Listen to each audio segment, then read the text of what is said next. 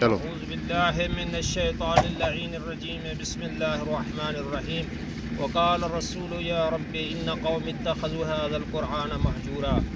محترم سامعین، یہ مدرسہ تعلیم القرآن شرف الشریف ضلع شیخ پورہ میں جس کا لنٹر کا کام بالکل شروع ہے، ہم اللہ کے دربار میں دعا گو ہیں انشاءاللہ تعالی اس چشمہ علم سے بہت سے لوگ مستفید ضرور ہوں گے۔ تو ماشاءاللہ یہ صدقہ جاریہ ہے، اس کا اجر اس کے بانیان اور معاونین کو یقیناً قیامت تک ملتا رہے گا۔ تو ماشاءاللہ یہ کام جاری ساری ہے۔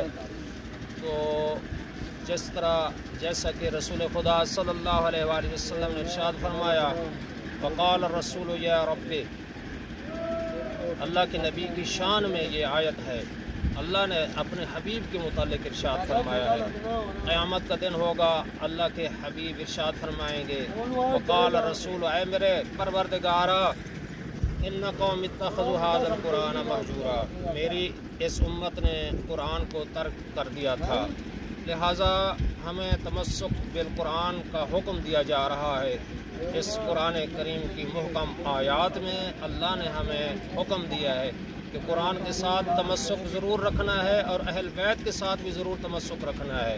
اس لیے ارشاد فرمایا، انی تارک فیکم الثقلین، میں تمہارے پاس دو قیمتی چیزیں چھوڑ کر جا رہا ہوں، ایک اللہ کی کتاب ہے، دوسری میری اہل بیت ہے، اور جو ایک دوسرے سے کبھی بھی جدا نہیں ہو سکتے۔ اگر تم قرآن و اہل بیت کے ساتھ تمسک رکھو گے تو یقیناً گمراہی سے بچ جاؤ گے۔ لن یفترقا، قرآن و اہل بیت میں جدائی ممکن نہیں ہے۔ آپ نے ارشاد فرمایا، حوض کوثر پر دونوں ایک ساتھ میرے سامنے وارد ہوں گے۔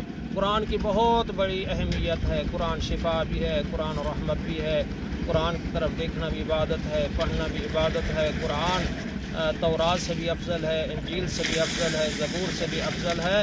تو ایک حدیث آخر میں عرض کرنا چاہتا ہوں، تو اللہ کے نبی نے ارشاد فرمایا، خیرکم من تعلم القرآن وعلمہ، تم میں سے سب سے بہتر انسان وہ ہے جو قرآن پڑھا ہوا ہے اور دوسروں کو قرآن مجید کی تعلیم دیتا ہے۔